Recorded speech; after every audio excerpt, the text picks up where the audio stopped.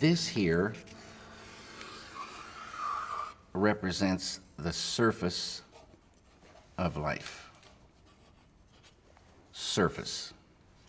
And we see surfaces, surfaces. And about 300 years ago, scientists, they started wondering, what was this wood, and what was this metal, and what was it really?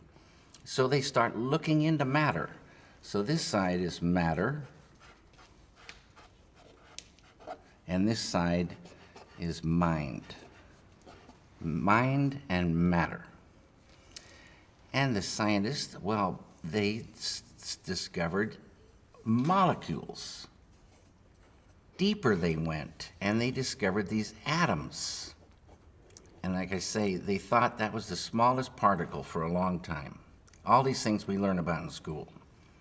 They went deeper, and they find inside the atoms these little electrons and neutrons and protons. And they went deeper and deeper and deeper, smaller and smaller particles, smaller and smaller particles. They found 4 forces. On a deeper level, the 4 became 3. And on a deeper level, the 3 became 2. And then, about 30 years ago, modern science, quantum physics, discovered the unified field.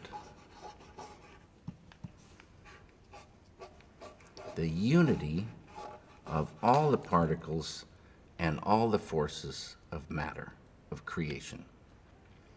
Not only did they discover the unified field, but they found that everything that is a thing emerges from this field of no thing. Unmanifest it is. Unmanifest. It is no hyphen thing, but all things come from it. Anything that is a thing has emerged from this field of unity. It's oneness. The scientists know this exists, but if they wanted to get there, you can't get there. It's unmanifest. You can't walk into this field. But any one of those scientists could practice a technique, transcendental meditation, which, remember, true happiness is not out there.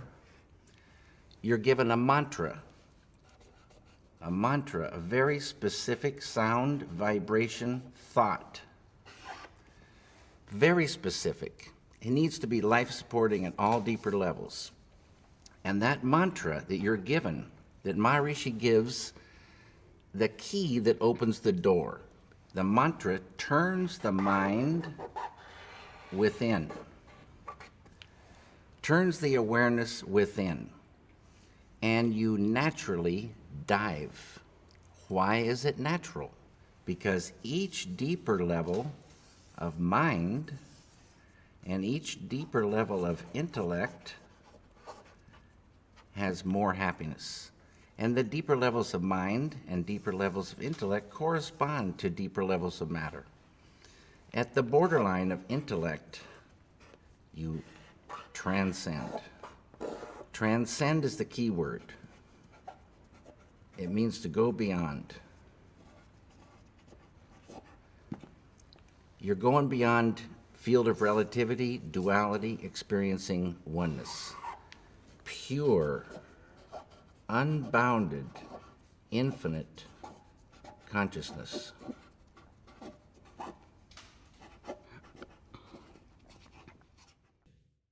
This consciousness has qualities: infinite creativity,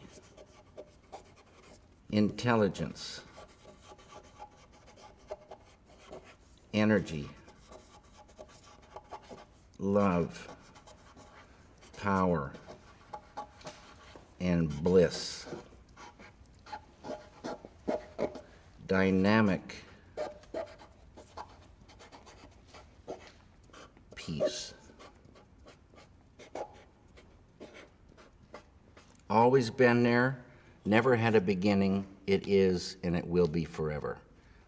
Unbounded, infinite, eternal, immutable, immortal consciousness, fullness. Any human being can experience this easily and effortlessly with transcendental meditation. Transcendental meditation is just a vehicle to get you here. When you experience this level, you enliven it, and it grows in the individual. So if you started with a ball of consciousness this big, everyone has consciousness. Consciousness is the way to understand consciousness. If you took it away, you'd see what it really is. If there wasn't any consciousness, we wouldn't exist. And if we did exist, we wouldn't know it. It's the I amness of life. It is life itself. To consciousness is all this. Creativity, intelligence, energy, love, power, bliss, dynamic peace, all positive, light of unity, all positive.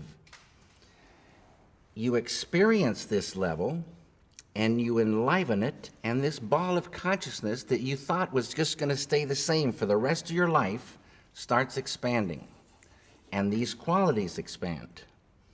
So day by day, you're growing creativity, intelligence, love, energy, and this ball of consciousness is now expanding, and you're owning unconscious or subconscious more and more and more.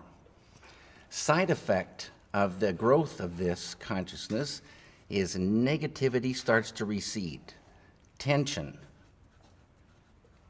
I write all these things, stress, anxiety, sorrow, depression, anger, hate, fear, all starts to go. Can't live in the light of this. In schools, when there's stressed anxiety, horror stories, depression, so many people on pharmaceutical drugs, suicides, shootings, stabbings. You give a student this technique. It's easy to do. It's not concentration, it's not contemplation. Concentration, contemplation keep you right on the surface. You're not transcending. It's this field that does everything for the human being. This field. And you experience this field when you really get there and transcend. This is transcendental consciousness. It's, there's so many names for this field. The Tao, Kingdom of Heaven, all these names for this one field, the absolute, totality. In Vedic language, this field is called Atma. A-T-M-A, means the self, with a capital S. Know thyself. Get there. Know it by being it. Unfold it. And what you're doing is unfolding your full potential as a human being. Your full potential of the beautiful human being is called enlightenment. And people can unfold their enlightenment. And man, you are not angry anymore? No, I told you, that anger lifted away without trying. Poison to the artist, poison to the environment, poison to the human being, lifts away without trying. But it's not that you become numb and sleepy and don't want to work. You get more energy, more enjoyment of the doing. And negativity lifting means that conduit of the flow of ideas, the flow of creativity, is not cramped by that. Negativity restricts that flow. So, and you can still have righteous anger, being very strongly for something or against something, beautiful. But the kind of anger that is just bitter, just like selfish kind of anger, No one wants to be around this kind of person, and the person's poisoning themselves. The person can't work so good. That's mind control. Negativity is really mind control. Depression controls the mind now. Can't work. Anger controls the mind. You can't work. Sorrow. Some people hold sorrow for years. And you want to visit them and cheer them up, but it doesn't do anything. You get them the chance to transcend and watch what happens. Sorrow will lift away. They'll be back on the road. Started 34 years ago to go deeper and deeper into that spiritual journey, but it's lately only that you decided to go public about it more and more. What was the ignition point, or in your life or in the world, that made you want to talk about it? What happened? This right here, Water the Root Peace Creating Group. This one here, I don't know where Over there. This is the individual here, and the same phenomenon happens with a group. Lots and lots of people, square root of 1% of a population. So, like I said, for France, 750 or 1,000 do the thing. A group, quadratically more powerful than the same number scattered about. And this is a thing, like my friend Dr. John Hagelin says, if you have two loudspeakers and they're separated, you have one volume, you put the two next to each other and you got the equivalent of 4 loudspeakers. You put 3, you've got suddenly the 9. It's called constructive interference. It's a real thing. A group, close, doing the program, advanced techniques.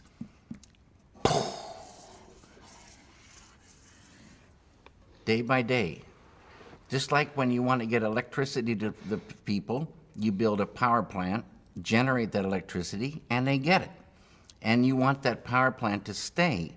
They got their computers running, their TVs running, the whole kitchen's running, and day by day by day, you're generating electricity. Day by day by day, you're generating dynamic peace. Beautiful thing. Human beings like a light bulb. And we enjoy that light inside, but we also radiate it. We affect our environment. Everybody knows that. You go into a room where there's been a bad argument, the argument's over, but you can feel that thing. You go into a room filled with felicite, bliss, and the power of that is so beautiful to be in. And this group radiates that. Side effect, negativity goes. Enmity and the enemy goes. Without trying. Unified field. Mm-hmm. That's our big, big, big friend. And this is all the thing tied to peace. It gets to the point where you couldn't hurt another human being. It would be like hurting yourself. This is the way it is supposed to be. It's not the way it is, but it would be so beautiful. But the key is there. This feeling, it just grows and it's real. It's much more real feeling than our world, which is pretty much an absurd joke when, somebody is blowing children's heads off in the name of peace. It's a sadness. It's the old way. And now there is a new way to real peace. Had nothing to do with killing. And so it's reached a point where you just wouldn't ever think to hurt another human being. And you travel in real peace, you travel and you meet friends, not enemies. The light of unity destroys the enmity in an enemy, destroys negativity. There's no more enemy.